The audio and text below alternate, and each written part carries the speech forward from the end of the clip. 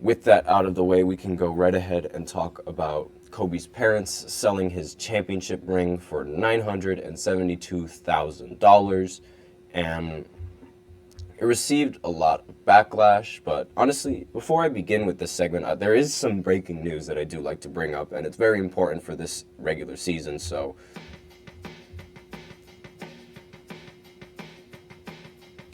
and the reason why I bring this up is because it has to do with a team from Kobe's hometown, the Philadelphia 76ers. So if you guys like know Kobe and like how he grew up in Italy, and then afterwards he ended up going and grew up in Philly.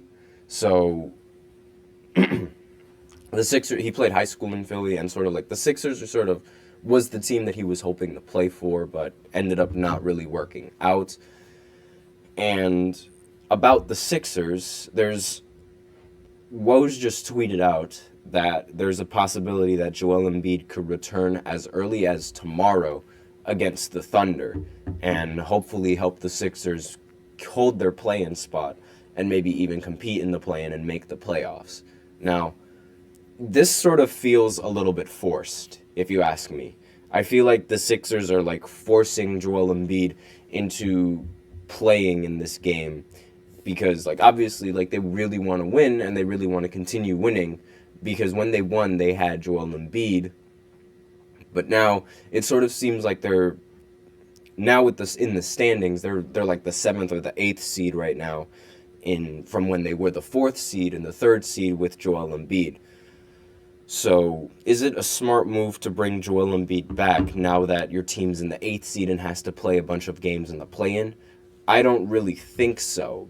I feel like this move was a little bit forced, and maybe Joel Embiid didn't return completely healthy from his injury. I have no idea what his status is, but this sort of came out of nowhere. We knew he would return in early April, but again, this tweet sort of came out of nowhere, and I didn't really expect Joel Embiid to return this season. Like, especially with the offseason news of being able to acquire Paul George, I was suspecting that the Sixers would try to save Joel Embiid for next season, and then if they were able to get Paul George, then they would play him out completely. That was my thought process behind it, because the Sixers, at least according to the report, they seemed pretty confident that they were able to give Paul George that max that he wanted and match the deal, or even exceed the deal that the Clippers are giving him. So, again, that's ultimately Paul George's decision, so we'll see in the end, towards the end game, but I don't think bringing Joel Embiid back is a smart move. Like, because I don't see the Sixers winning. Like, let me know in the comments what you think of the Sixers if they have Joel Embiid, but I still don't see them winning. I didn't really see them winning when they had Embiid with how dominant the Celtics have been.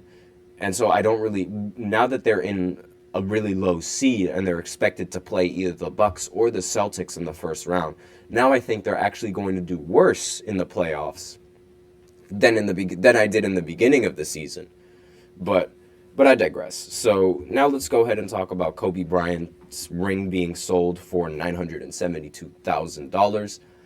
Kobe didn't sell it, and neither did Vanessa. His parents were the ones that ended up selling his ring. Now, if you guys don't know a lot of Kobe and like his backstory, his parents, Kobe and his parents, they sort of ended up falling out once Kobe ended up choosing Vanessa to be his wife. Now, it sounds a little ignorant, and that's because it is. Like, that was the legitimate reason for why they ended up falling out. Kobe's parents, they did not approve of Kobe not marrying a black woman and choosing to marry Vanessa. And because of that, Kobe's parents, they did not really respect him as much, and it wasn't really something that Kobe liked talking about. It wasn't something that was brought up a lot of the time because, like, again, it's a very difficult conversation, because imagine that you finally accomplish your dream and you're finally happy, but your parents aren't happy with the decisions that you've made, and they aren't happy with the person that you've become.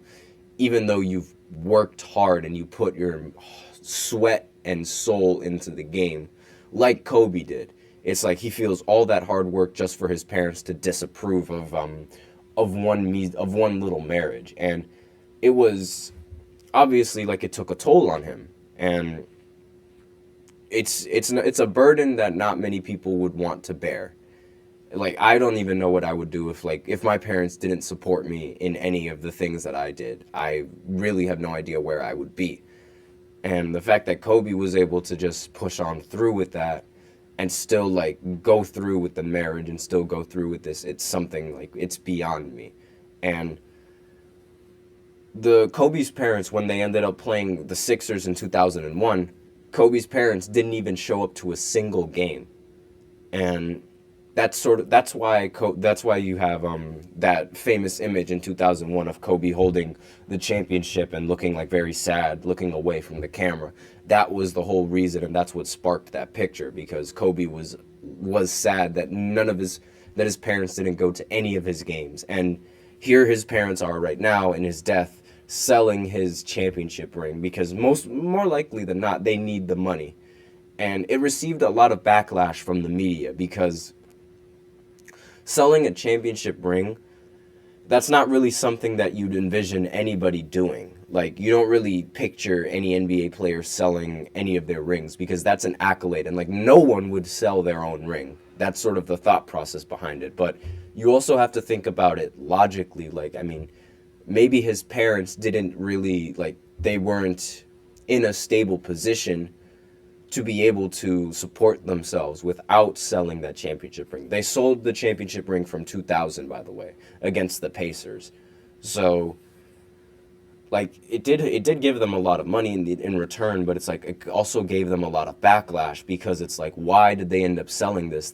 Kobe would never sell this, even though I somewhat disagree with that, because while yes, I don't think they should have sold that ring. I think it would be like, I think it's an ethical sin to just sell that ring, because it's an accolade that he won, and you're just selling it off like it's a piece of candy, when in reality it's not.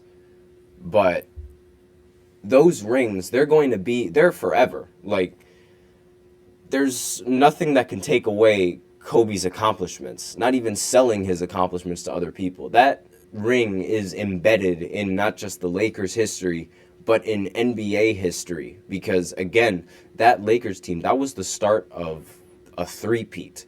And there are only a few organizations in the history of sports that have ever three-peated in any major sport. Like, you can only name a few. You can only name the Chicago Bulls, and you can only name the Lakers, and you could also, like, you can only name the Boston Celtics way back when they won 8 straight.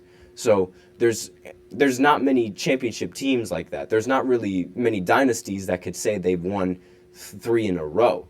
And that's sort of like, that's never going to be taken away from. Like, no matter, you can sell all the trophies, but that's going to live on forever. So because of that, I don't really think it's a big deal that they ended up selling that ring. And I don't really think they deserve to get a lot of backlash from it, because we all know Kobe won in 2000. We all know what he did when Shaq got fouled out.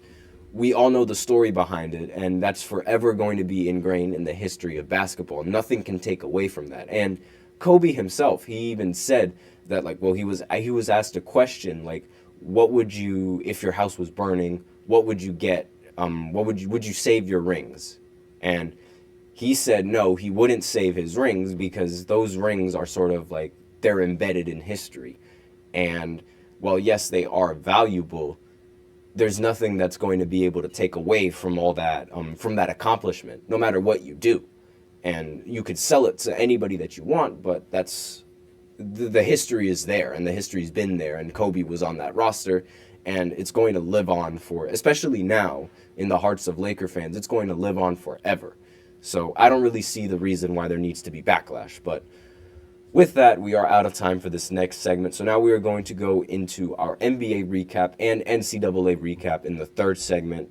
So that's going to be a much longer segment than usual, because there were a lot of games to cover, and I'm going to try my best to cover all of them in the time that we have. So I will be right back after this short break. Looking for your daily fix